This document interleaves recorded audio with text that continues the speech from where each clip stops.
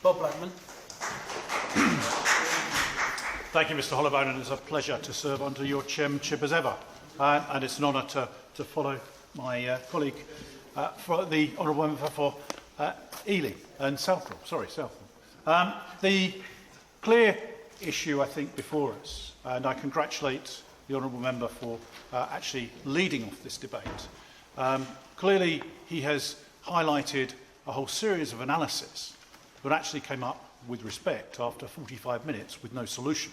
And I think when we bring forward a debate on which I know of no other issue that creates such emotion amongst the Indian and Pakistani communities of this country than the position of Jammu and Kashmir, when that comes forward, it is important for us as elected representatives to debate those issues and represent those views.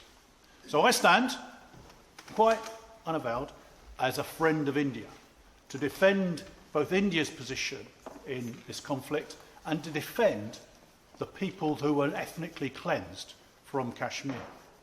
And I think it's quite ironic that the honourable member who led the debate gave a very balanced view about the whole position. It's a shame that his own website only portrays one version of the position rather than having a balanced view in the first place. So I think it is quite clear that we have a duty and a right to debate these particular issues that are so emotional to so many of our people. I think we are clear, however, as the honourable member for Brent North alluded, that it is absolutely under the bilateral agreement, the Simla agreement, for India and Pakistan to resolve whatever they decide. It is not for Great Britain or any other country to intrude on the matters that are pertinent to them.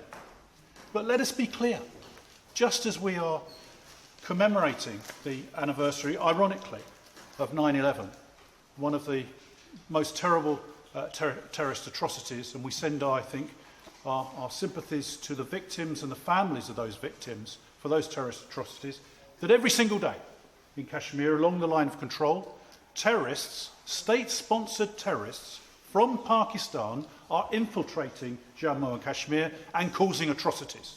And we must mark that and say that the Pakistani government clearly cannot be trusted to do what they should do and stop the terrorism on the people of Jammu and Kashmir.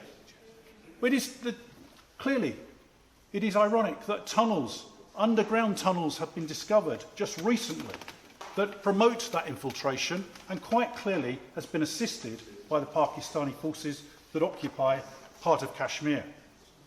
The role of the Indian Army is quite clear, and I think one of the things I would like to hear from the Minister today is what aid the United Kingdom will offer to the victims of flooding in Kashmir and assistance that we stand ready to give for those poor victims. And of course, our sympathies must go to all those victims that they've had suffered. But I have a solution to the particular issue, and that is that we should remember the history, the long history of this conflict.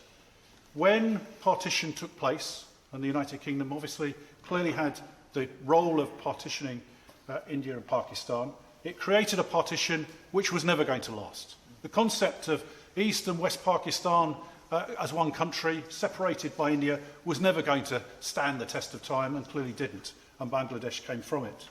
But equally, the Maharaja decided to cede the territory to India.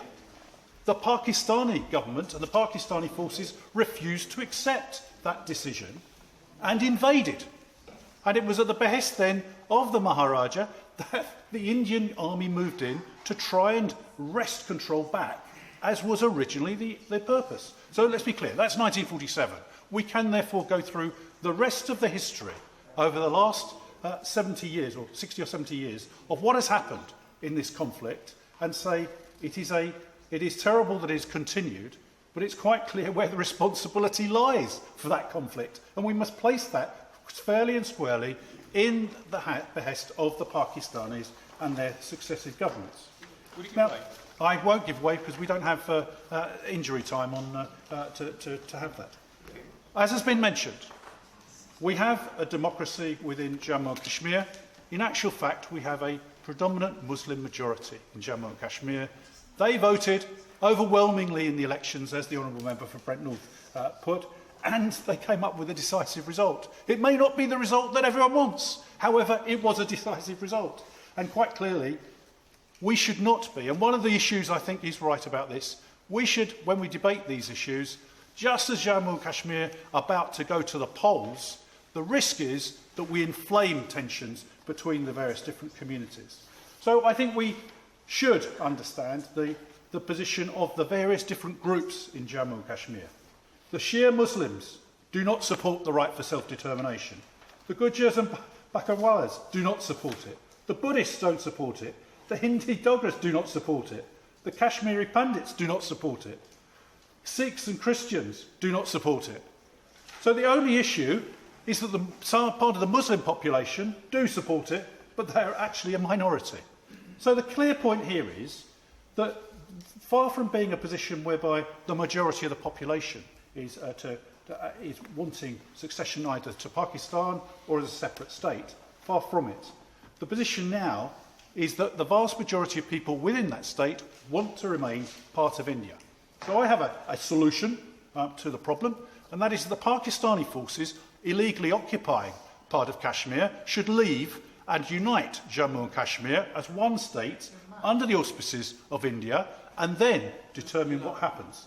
Equally, it would be absolutely ridiculous that the Hindu Pandits who were forced out in a process of ethnic cleansing, 700,000 is the reports that I hear of those people still living in refugee camps, forced out. So you reward those that ethnically cleanse by then saying, I won't give way, reward those people that ethnically cleanse by saying, we get rid of all the people that might vote the wrong way, and then we have a plebicite. Absolutely absurd to represent it in that sort of way. So I take the view of saying that there are humanitarian areas in this conflict that need to be concluded. The people that are, of course, the victims are the Pandits who were forced out of their homes, the women who were forced to convert from Hinduism to Islam at the point of a gun, and they were left to suffer accordingly. Now, we should be clear that the position is that when you look at the populations that exist within Jammu and Kashmir, they trust the secular state of India, which of course has a growing Muslim population, a Sikh population, a Christian population, to actually administer their country, rather more than a Pakistani administration, which is predominantly Muslim, and any minority groups in Pakistan, Hindus, Christians, Sikhs and others, are deliberately persecuted in Pakistan and therefore suffer at the hands of the particular government of the day. So, it is now some 25 years since we had the worst atrocities in the Kashmir Valley, and the Hindus were driven out by the Islamic fundamentalists. We should be on the side of those people that have suffered and make sure that those people who are in exile have the right to return to the homes which they've occupied literally for centuries. And without doubt, that is the way that we should be positioning ourselves in saying, and I look forward to the Minister saying this, that we stand as a country full square behind the Indian government and the Indian army in ensuring that there is peace and stability within the region.